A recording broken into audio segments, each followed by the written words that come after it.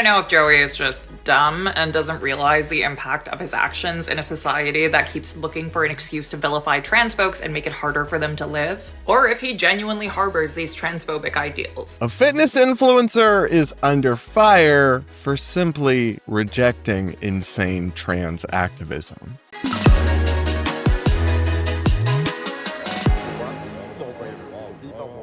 We're going to break this down, plus so much more, on today's episode of the Brad vs. Everyone podcast, my daily show where we take on the craziest ideas from across social media and the internet, all from an independent political perspective.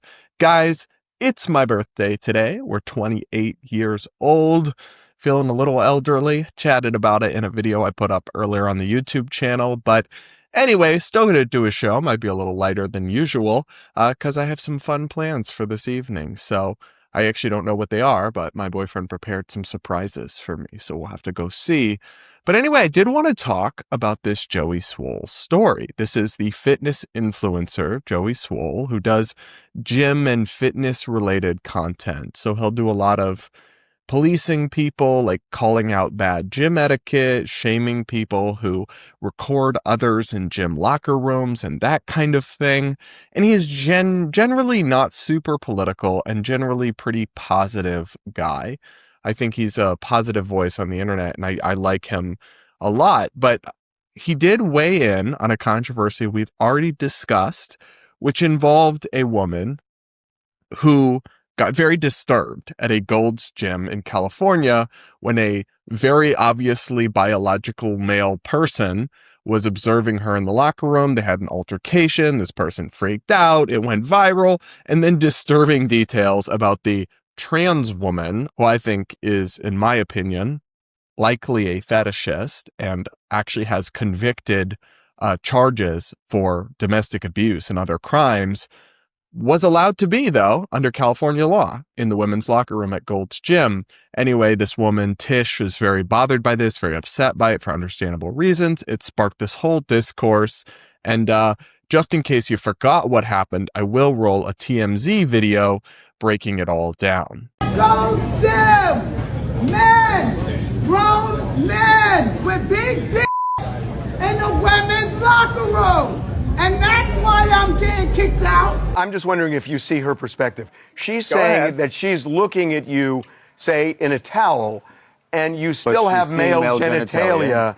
And, you know, you may be transitioning, but could you understand her being uncomfortable? Well, I certainly do not understand it, but I do get the notion of the fear-mongering that she's perpetuating. Now, guys, let's get into the backlash, because Joey Swoll, he does typically discuss this kind of thing. Like whenever there's a viral incident with a gym locker room or anything like that, a dispute inside a fitness center, that type of stuff is his bread and butter content-wise. So it wasn't surprising to me that he weighed in here. But he did so in a way that ruffled the feathers of the woke side of the internet, putting out statements to the effect of women have a right to feel safe without men in their locker rooms.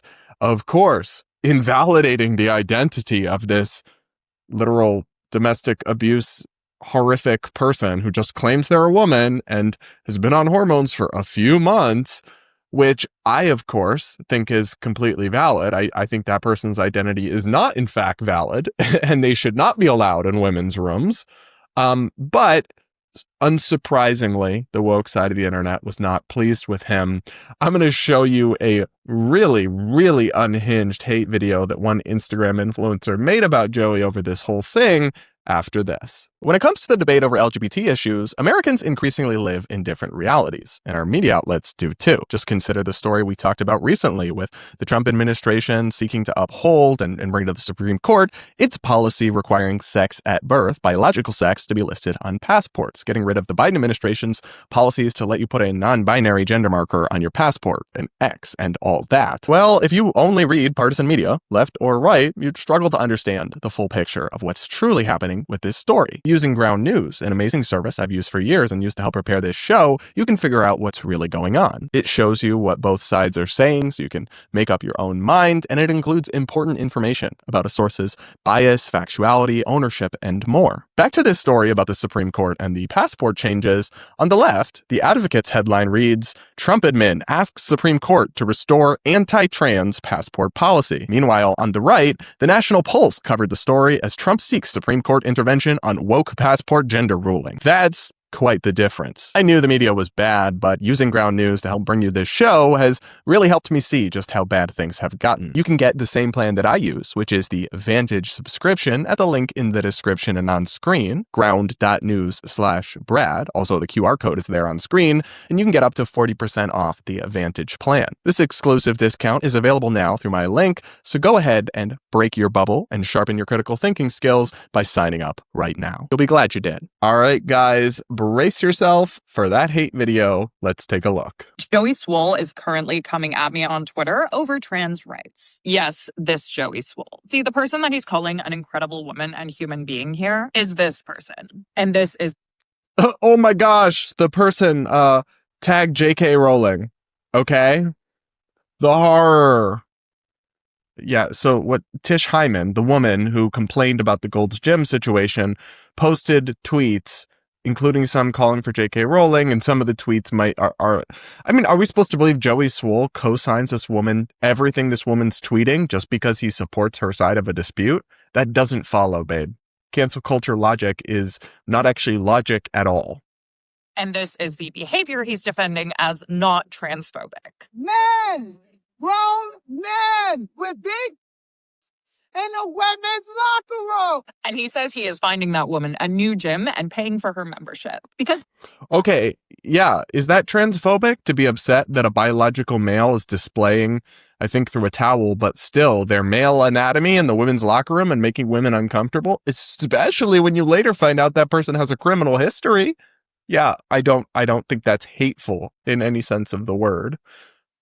Because the internet is where nuance goes to die, I want to be clear about something. A lot of the worst people on the internet dug into the trans woman who kind of kicked all this off because she was in a change room. Oh my God, how are you using she, her pronouns for this person who was convicted of domestic violence against his wife and then adopted her name? Yeah, it's Alexis Black is this dude's name, and he literally abused his wife, pled guilty to charges about it, and then took on her name like some sort of sick identity theft. And you're still respecting his pronouns? No, ma'am. What? And they are claiming that she has a horrific history of domestic violence, that Joey isn't... It's not claiming when they pled guilty to it. Calling for stronger domestic violence laws. He's saying things like women have the right to feel safe in gym locker rooms without men, period. And? Yes? What? Someone wants to hurt women, they're not going to bother identifying as a trans person and going through the whole experience of transition just to do that. Now Okay, I mean, that may be true, but the law in California doesn't require any experience as a trans person. It's not as if you have to have a diagnosis and you have to take hormones for 2 years and then you can go into the women's locker room. No, it just literally says anyone who feels like a woman or even feels non-binary can walk in at any time to any women's only space in places bound by anti-discrimination law in California.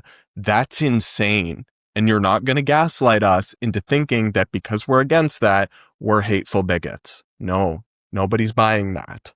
Do that. Now, they are also saying that this trans person in question may have said some really inappropriate stuff in the locker room. But even if we take this woman's characterization at face value, and the person really did say some awful stuff, the solution Joey's friend is calling for isn't to have stronger domestic violence laws, isn't to have stronger anti-harassment laws. They're calling for stricter rules about trans folks in change rooms. And that... Yes, because in California, stricter rules are very clearly needed. Because right now, they have just an open door self-ID policy, and women are being harmed by it. You would think as like a woke, progressive, feminist, whatever, you would agree with that, not attack creators who are actually taking a stand for that. And that is the rhetoric that Joey Swoll keeps supporting. And now... Oh no. I just think we exist in different realities with some of these people. We can't be on the same planet. And now his followers are sending me messages like this. See? All right. Well, those are hateful messages and I don't support it. It says like F the T slur and other things, but you can't, I'm sorry. You cannot have a viral exchange on Twitter. A couple people send you nasty messages. In this case, I think it's literally 2. And then you use that to draw a conclusion about that person or their character when they have millions of followers. There are always going to be some crazy people. When you put Joey on blast, I'm sure some of your followers send him unhinged DMs. It's not an argument, and it's just the nature of the beast in social media. You can't do this smear by association when somebody has millions of followers is not going to actually make any sense. CEO of positivity, huh? Just because someone tells you they're the CEO of positivity doesn't mean that the stuff they're pushing for isn't going to hurt the most vulnerable members of our society. You mean like women? And funny enough, in this case, Black lesbian women, but you don't actually, who were harmed here. And you pretend that that's what you're concerned about. I don't know. It really does feel gaslighty to me. Our society. I don't know if Joey is just dumb and doesn't realize the impact of his actions in a society that keeps looking for an excuse to vilify trans folks and make it harder for them to live. Or, you know what would help actually? If supporters of trans rights and the trans community would condemn the bad actors instead of defending them.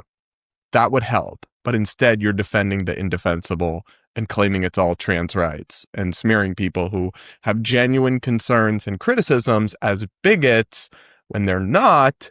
Yeah, you're hurting the cause. Wow. Or if he genuinely harbors these transphobic ideals. But I do know that once he saw stuff like this, he probably should have bailed. Unless, of course, he agrees with it, which I think I pretty accurately clocked. Anyway. Let's read this tweet that she put up that's so bad that Joey posted.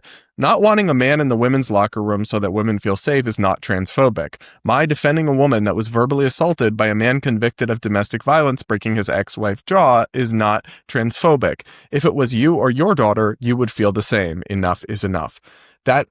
And she's claiming that's why he's a bigot. What? Is the bigotry in the room with us?